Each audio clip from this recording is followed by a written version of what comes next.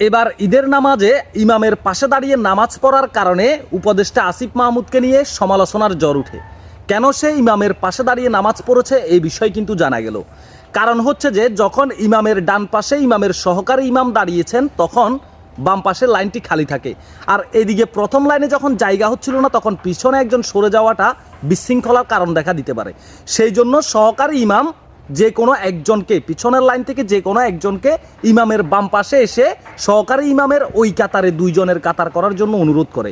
ঠিক তখন কয়েকজনের অনুরোধে এই আসিফ মাহমুদকে সামনে পাঠানো হয় এবং ইমামের যে মেন ইমাম নামাজ পড়ান ওনার ডাইন পাশে থাকা যে সহকারী ইমাম ওনার পাশ বরাবর দুইজনের একটি কাতার করা হয় ইমামের পিছনে, তারপরেরগুলা বরাবর লাইন করা হয়। আর এই বিষয় নিয়ে কিন্তু আলোচনা এবং সমালোচনার জ্বর উঠে।